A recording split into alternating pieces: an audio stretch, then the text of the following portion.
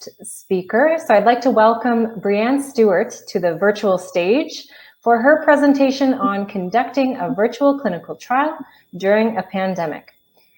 Breanne is, hello Breanne. Hi, thank you. Breanne is the Associate Director of Clinical Trials for the Maternal, Infant, Child and Youth Research Network in Canada. She plays a critical role in ensuring that MICYRN is able to build child and family-centric research and education capabilities. She provides support to the Clinical Trial Consortium, a network of up to 17 clinical research units representing each of the academic child health centers across Canada, to streamline and improve clinical trial processes and systems to enhance the quality and efficiency of regulated and non-regulated trials. Breanne also works as a clinical operations project manager at the University of Alberta, conducting and facilitating investigator-initiated and industry-sponsored clinical trials in adults in a variety of therapeutic areas. Thank you so much, Breanne, for joining us today, and I will turn it over to you. Thank you. Thank you for having me, and thank you to Clinical Trials Ontario for inviting me to speak. As I do the presentation, I am wearing kind of my hat from the University of Alberta in giving this kind of a walkthrough in some of the lessons that we learned while conducting a virtual clinical trial. So I'm really not going to focus on trial details, but more so on process and how we can do things moving forward and kind of the possibilities that did happen, some of the silver linings from the pandemic moving forward. So the trial overview, this study was conducted over the entire province of Alberta and out of the two main institutions of the University of Calgary and the University of Alberta. And it was a randomized, double-blind, placebo-controlled trial to assess the safety and efficacy of that oral hydroxychloroquine in COVID-positive patients, with the main goal to see if early intervention would help prevent some of those severe COVID-19 outcomes. And this was done in the adult population, so over 18. Credit to the amazing principal investigators, Dr. Michael Hill, Dr. Elan Schwartz, Dr. Luann Metz, and Dr. Lawrence Richer. And my role in this trial was the lead coordinator in the Northern Zone site. So the trial managers that really put this all together and saw it through was Maury Boson and Craig Dorm from the University of Calgary. So in terms of trial staffing, we were able to pull together a significant team of 36 active coordinators for a 6-week recruitment period. As Dr. Marshall had mentioned, there were some safety signals that had us stop our trial a little bit early. So we did do this relatively quickly and pull it together. And in terms of timelines, something that was really novel and really great to see was the approvals and turnaround times of things. So for Health Canada, we had our Health Canada approvals, our no objection letter within 11 days from initial submission, and we had a 10-day ethics approval timeline for the entire province of Alberta. So that was really novel to see and worked really well for us and got our recruitment up and going really quickly.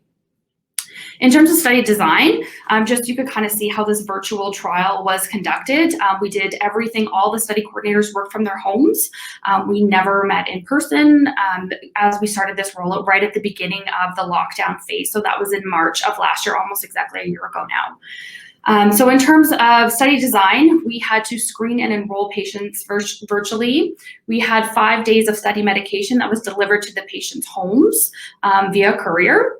And then there was follow-up phone calls at the day 7 mark and the day 30 mark. Obviously, these patients were isolating, so we couldn't do any in-person visits. Inclusion criteria, I won't go through the details of things, but just you could see what we had to screen for kind of remotely. Our coordinator team was a mix of registered nurses as well as research coordinators. So not everybody was a nurse, but this did kind of come into play, and I'll go through some details a little bit later. For inclusion, patients did have to have that positive COVID test. They had to have self-reported symptoms of those main characteristics of a fever or a cough, and those symptoms had to be within 12 days of treatment when they were going to be enrolled in the trial. And patients also had to have their positive test results within 4 days of starting treatment. This was a bit of a challenge that we really saw for this particular trial because the turnaround times a year ago were that much greater in Alberta. We were sometimes not getting results back for 48 to 72 hours. So our timelines to get medication to patients that were randomized into the trial was extremely difficult and challenging, but really made our courier process that much more important for us. As I mentioned, patients had to be over 18, so this was the adult population, so we could do informed consent and we did not have to worry about the assent piece. And we did have patients either be an Alberta resident, which was important for us to pull administrative data from the electronic medical records, or if not an Alberta resident, that they were completing their follow-up in Alberta so that we could pull those results. And then adequate contraception, and this was verbal consent. So we only used verbal consent for this. There was no written or electronic consent, and I'll go through how that worked too. Exclusion criteria, this, again, I won't go through all the details here, but patients had to remain in the community. Again, the whole idea was to try and prevent some of those hospitalizations or severe outcomes.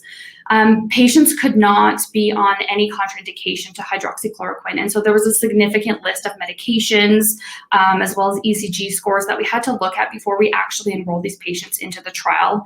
And because there was, they were tablets, we had to make sure that patients had no swallowing difficulties. So the virtual process, this was extremely amazing to be a part of and see how things could be done virtually. So in terms of consenting to contact, or in terms of contacting patients in general, that's one of the biggest barriers that we find for recruitment is how do you even approach the patient to begin with? So for clinical trials, you need a member of the direct care team or somebody independent from the study team to approach the patient to ask them for consent to contact. The way that we were able to do this for this particular trial was using our health system, so Alberta Health Services intermediary, to contact these patients. So in terms of process, what had happened was patients were notified via public health of their positive COVID test. And then those patients, that patient list was given to the health system's access team at Alberta Health Services. And the health systems access team volunteered their time. The trial did not have to pay for these services. This group did volunteer their time to call these patients and ask if they were agreeable to be approached by the research team for a potential COVID trial. So those patients that did say yes, their information was dumped into a database, which was called the Diamine system, which was a custom-built software system. And so we had a list of patients in there. And when the Alberta Health Services team contacted these patients, they did provide them with a website that had the informed consent form as well as some of the study information, but they didn't go into any details about the study. That's what the study team did. So in terms of the randomizer, that Diamine system was that central hub that collected all of the patient information and contact information for those that we were going to be approaching. So as I said, all of the study coordinators worked from home, and we needed to come up with a system so that you weren't calling the same patients at the same time. So this Diamine system really allowed us to be able to do that and to do it well. We had 4 coordinators working on each shift. So we had a morning shift and an afternoon shift. And the coordinators would log into this Diamine system with a secure access. And the first patient they would click off, it would turn it red so that you knew that this patient has already been called and already been approached. And so we were able to manage things that way. In terms of actually calling these patients, we used a pure cloud system. So this was just another technology platform that was extremely novel, and I had never worked with it before, but it worked really, really well. So that study coordinators were not using their cell phones or even their work phones. It was all through, we used our laptops to be able to log into the system and to do oral consent for these patients. So we could call them. And it was also a triaging system. So if patients needed to call back, they could call into the central system and not rely on a single study coordinator's follow-up phone call information, and their inquiry could be addressed. And this pure cloud system also was crucial for the clinical trial monitoring process. This recorded all of the consenting that had happened to ensure that informed consent did happen and that the patients did in fact agree to participate in the study. So this was really, really important for our monitoring and quality assurance team to do. When we had the patients on the phone through the Pure Cloud system, we had our REDCap database for electronic data capture also pulled up. And so we were able to go through the eligibility questionnaires or the eligibility questions when the patient was on the phone and make sure that we were doing direct entry. So we had to do direct patient source entry. And so we were able to do that. So if a patient was not going to qualify just from after they had already provided consent, then we wouldn't have to log back into the system and call back the patient again at another time. As I mentioned, for the inclusion-exclusion criteria, the biggest thing with these patients was once you have them on the phone, the process is really long. To go through a consent form is about 20 minutes. So we really wanted to make sure that we were capturing everything that we needed to capture while we had them online with us. So that's where our electronic health record came into play. And we are moving towards a provincial electronic medical record right now called Connect Care, and it's an Epic system. But last year in March, we didn't have that active for the province yet. So we were relying on Alberta NetCare portal to be able to go and log in and verify the inclusion-exclusion criteria based off of the patient's chart. So we could go in and look at the medications that they were, after they had provided consent, we could go in and look at the medications that they were on to make sure that there was no contraindications. We could look at some of their diagnostic imaging for their ECG scores and things like that, just to verify that they were actually, in fact, eligible to participate in these studies. Now, one thing that we ran into while having these patients on the phone is there were several outbreaks in Southern Alberta, and lots of those outbreaks were at facilities where there was lots of foreign workers that were employed. And so it became really crucial to add in another piece of technology here, which was called language line translation, or language line solutions, which was a translation service. And this did cost to use, but it was extremely valuable. Out of the 6-week recruitment period, we utilized this translation service 220 times, and we had 27 different languages that we were able to translate to ensure that patients that we did call were actually being informed and all of the information was being communicated properly. So once we had that verbal consent from patients and we did confirm their eligibility, we needed to ship that drug to them, and we needed to ship it to them relatively quickly. So we were able to leverage some of our dispatch systems, Purolator, MC Dispatch, and they were extremely helpful in that they could do same-day delivery. So they would do about 4 hours delivery, in some cases overnight delivery. And so patients that were eligible, we would notify the Purolator system to come and pick up the randomized medication from either the Edmonton Central Drug Depot or the Calgary Drug Depot, and they would courier it to a patient's house. And again, these patients are isolating, so we had to make sure that it got to their doorstep. And so we had a process in place where the dispatch service would drop off the medication on the doorstep, and then they would call, the study team would call the patient and verify that the medication was there. And then it also gave the study team a touch point to be able to go through instructions again about medication. Because everything was virtual, again, it was really important to make sure that these patients really felt comfortable taking this medication after not having seen anybody from the study team in person. So that's kind of the process of how that worked. So the patients would take the medication for the 5-day period, and the study team would do follow-up phone calls at day 7 and day 30. And again, we use that Diamine central hub system to keep track of all of our phone calls and patients that needed to be called. The other piece of technology that we leveraged for this virtual process to be efficient and timely was to have administrative data be directly entered into the electronic data capture system. So into REDCap, we had notifications of any emergency room visit or hospitalization. And so the lead coordinator from each of the Calgary and Edmonton sites could go in on a daily basis and just see if there was any serious adverse events that we needed to follow up on to make sure that we were doing our reporting to Health Canada in a timely manner. The other platforms that we really accessed and leveraged for this virtual process to work was MS Teams. We would have daily meetings in the morning and in the afternoon to debrief on the process, as well as to use it for our training platforms. So our site initiation visits and training all happen through MS Teams.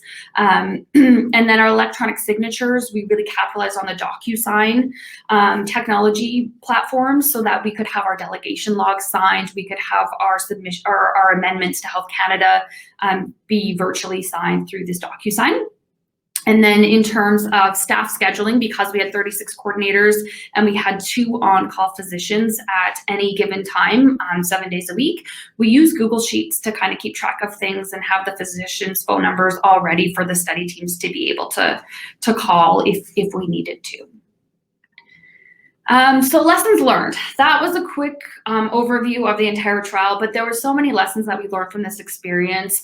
Number one, that there's no time for micromanagement. You need to trust your team, and that pure cloud system that we called Patients On was great to be able to access your team members. There was private chats, like many other platforms, that you could be on the phone with your patient, and you could also chat another experienced coordinator or the project manager or one of the physicians to make sure that all the questions were being answered appropriately while your patient was on the phone and you didn't have to call them back again. We also learned that daily debriefs are helpful and necessary. Things changed every day. So we were getting a lot of updates about hydroxychloroquine, and we had an amazing team, and the investigators were super involved from the beginning to the end to be able to provide the study team with updates. And if there was any consent, informed consent, verbal script changes that were approved by the ethics team, it gave us daily opportunities to reinforce that we were using the right consent form for that day. A lesson learned was that a smaller full-time team might have been a little bit easier. Some of the study coordinators, they were volunteering their time to participate in this trial. Everybody was extremely helpful, but having kind of a smaller team that could get into the groove of things a lot more quickly might have been preferred. And then in terms of training style, you need to offer up different styles. So recording demos, the slideshows, having a full manual, written scripts, those cheat sheets, and the peer support. So multiple modes of methods for training and support is definitely necessary. For recruitment and contacting participants, the lessons that we learned around that aspect. So there was about 3,000 eligible patients to contact in the 6-week recruitment period that we had. 1,200 of those patients provided the verbal consent to contact to the Alberta Health Services intermediary team. And out of that 1,200, 233 participants had agreed to participate, so they had provided their verbal consent, and 148 participants ultimately ended up being randomized. So you can kind of see that filtering down process and total recruitment numbers down. The lessons that we learned about this recruitment and contacting participants is that the more time between permission to contact and the study team calling, the better that it was. And we were really on a time crunch to meet those inclusion criteria, those certain timeframes we had to enroll patients in. But it was a really overwhelming experience for patients. They're just being notified of being COVID positive, and then somebody else is contacting them to see if they could be approached about research, and then the research team is contacting them. So it was just a lot, and we really had to be patient and understanding with these patients because they were experiencing a lot of stress and anxiety over the whole situation. The other thing that we had learned is that it would have been helpful to have information distributed at the time of testing. So again, we mobilized this team really, really quickly, and in hindsight, it would have been great to have some of these recruitment documents and posters available at the testing facilities. Study website was extremely helpful. We could direct patients while we were on the phone with them with the Pure Cloud system to pull up the website, and they could follow through the consent form with us as we walked through it, because we didn't have written and hard copies given to these patients. It was a way for them to visually see the consent form. And then, of course, verbal consent over the phone is really hard. That was a really big lesson learned. It's hard to build trust with a patient. It's also really hard to communicate the commitment to the patient and the patient's commitment in the trial. And so are they on the phone with you because they feel obligated to, and then they say yes and commit, and then they get off the phone and decide that it's not something that they really want to participate in, and you've spent that time and effort. So it's really hard to gauge that over the phone as opposed to an in-person visit. And as well, there's a temptation to rush. So the consent forms are often long and there's lots of detail in them, and you want to keep the patient engaged and not bore them through the process, but you want to make sure that you are providing that informed consent. Randomization and shipping. Same-day couriers, it's cheap in the city, it's expensive outside of the city. And the other piece too is that in Alberta, we have lots of rural and remote locations, especially with the outbreaks that we had at the facilities. So there were some issues with some of the couriers finding those rural addresses, and it had delayed some of the medication getting to patients. So certainly things that we did not foresee happening until we were in that situation. And then the other thing too was that participants can change their mind after they get off of the phone. And once we've dispatched the drug for drug accountability and proper drug instruction, we had to then get a courier to go back and pick up the medication. Actually, we had the patients quarantine it till they were done their quarantine period, and then try and return it back to us. But it did add an extra layer of what that looked like. Data capture, we also learned that when we're building out our electronic data capture in REDCap, having clear definitions of variables is crucial for the data analysis. And also that the recordings that we did on the Pure Cloud system, that was the source. That was our source to be able to do direct data entry, and it was extremely helpful for the data managers and the monitoring team when they went back and did that verification, or if there was any questions about what day did the patient say that they had their symptoms. You're not relying on recall from what the patient had said, and the coordinator, you have that recording to fall back on.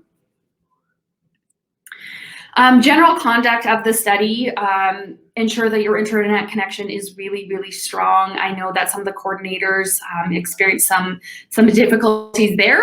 Having a second screen was helpful, and keeping the passwords and cheat sheets handy. So having an organizational tool was extremely helpful to be able to have all of your logins all ready to go. The big takeaways, there was record timelines for the approvals on Health Canada and REB. And the biggest thing here was that access to research for all participants across the jurisdiction is possible, and it's essential to maximize recruitment and enrollment goals, and communication is key. So that's all that I have there. I don't know if we have any questions. I think I'm pretty tight on time, if not over, but I know that we have a panel that I'll be on next. So thank you so much. Thank you very much, Breanne, for your presentation. And yes, if you have any questions for Breanne about the trial she just described or virtual trials in general, she will be joining the last panel today, and there will be a Q&A at that time. So if you have